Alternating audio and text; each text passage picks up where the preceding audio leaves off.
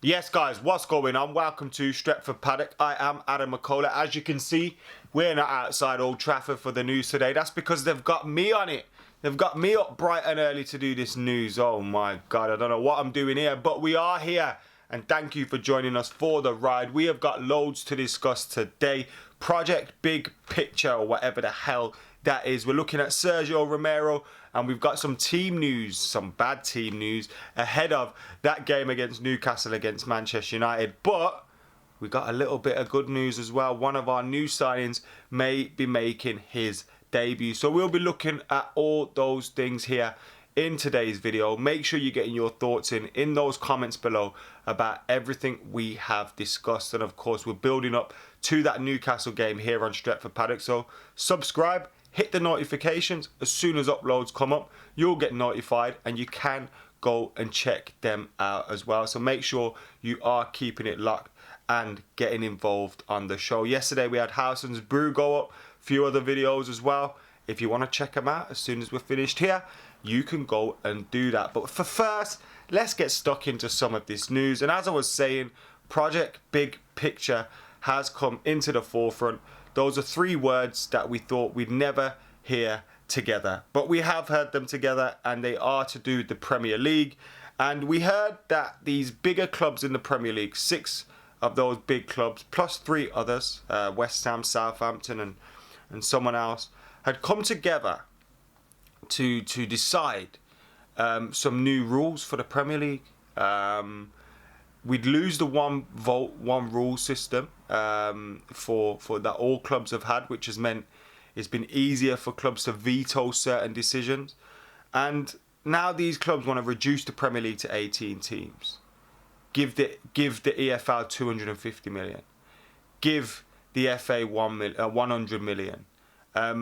Close off parachute payments. Now, if you get relegated, you get payments for 3, 4, 5 years, I think it is. Once you go down, to help you keep up with the rising costs of becoming a Premier League club. Those would end, but 25% of the Premier League's annual turnover would go to the EFL. There would be changes to the way the playoffs are done. It would absolutely change English football. And that was kind of knocked back when it first got floated around. Everyone's kind of pushed back on it. But it's not the end of it, no. Because the Mail are today reporting that Liverpool and Man United's owners hold crisis talk in bid to keep Project Big Picture alive ahead of emergency Premier League meeting this week, with 8 clubs against the idea.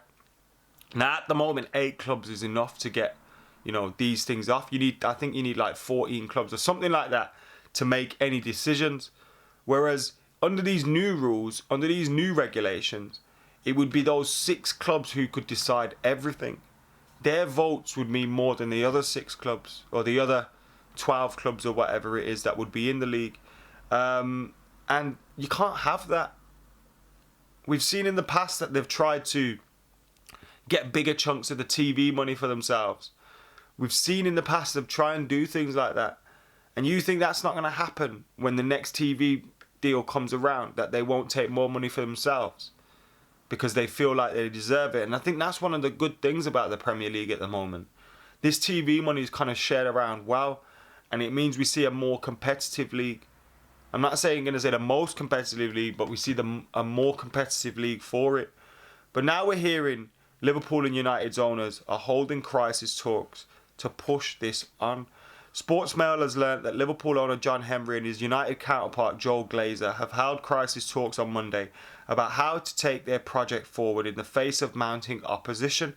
Henry and Glazer will continue to push for an 18-club league, which they believe is necessary to create more space in the calendar for the biggest clubs to compete in an expanded Champions League. However, there is acceptance that the proposed governance reforms giving the Big Six an effective veto and a greater share of broadcast revenues may have to be watered down. Introducing the new structure to coincide with the new round of TV contracts at the beginning of 22-23 remains their aspiration. So Henry of Liverpool, Glazer of United, trying to push this deal and this thing through, get it tinkered with a little bit so that it can appease everybody.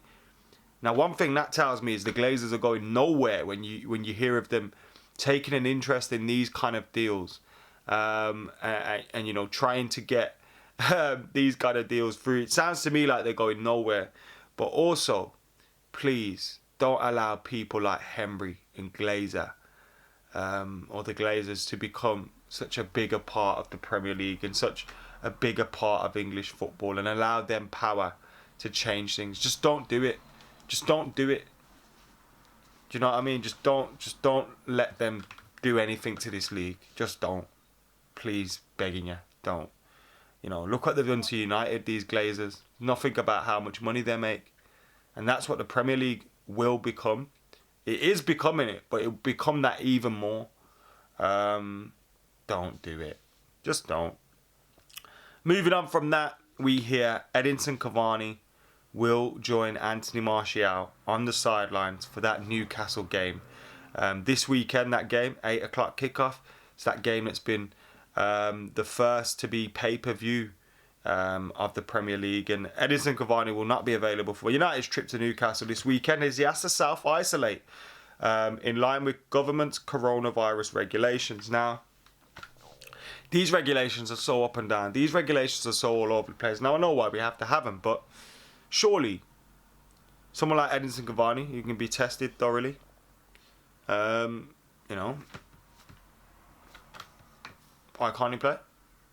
He'll be tested loads of times. Is there something I don't know? But yeah, Edinson Cavani unavailable. Anthony Martial unavailable.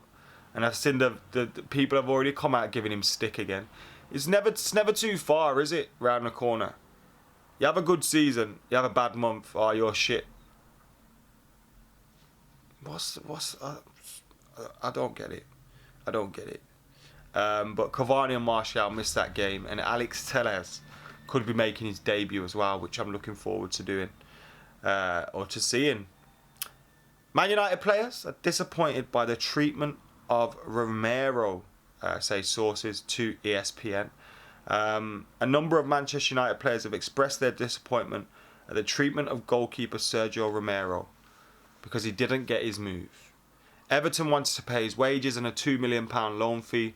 United said no, £8 million or it don't happen. We were waiting for some other clubs to come in for him. No other clubs came in for him. And we don't... Look, United's transfer business is disastrous at the best of times. But I'm not going to get onto anybody's case over this Sergio Romero deal. I don't have any real sympathy for him, to be totally honest with you. Why should United give him away?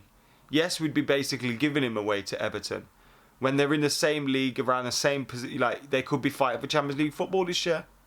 Why would we give them Sergio Romero? If they care about Sergio Romero so much, it's £8 million. Fucking pay it. How much money have you spent elsewhere? You really want to see Jordan Pickford in between your sticks all season? So I don't get where, like, why is Romero entitled to a move? Why should United just give him away for free? And I think the transfer fee we put on his head isn't bad at all. So I don't get it with that. Like, everyone getting upset about that. At the end of the day, Romero knew he was a substitute. He was happy as a number 2. He was happy on the bench. So he'll leave. The MLS clubs are still interested in him, according to these reports as well. He'll get a move, but I totally understand why United didn't give him to Everton. Even if we were to pay his wages for the next 2 months and sell him in January, it makes more sense than giving him to Everton. They wanted him so bad, fucking pay for him. So yeah, I don't get that clamour to like, oh, Sergio Romero's been hard done by. He's been picking up a wage sitting on the bench for years. What's changed? Nothing. Anyway, let us know what you lot are thinking about everything we've discussed in the comments below. Project Big Picture, Newcastle United, and of course, Sergio Romero. Get your thoughts in those comments below. Make sure you liking, commenting, sharing and subscribing. Keep it locked. And for now, I've been Adam McKola. I'm out of here.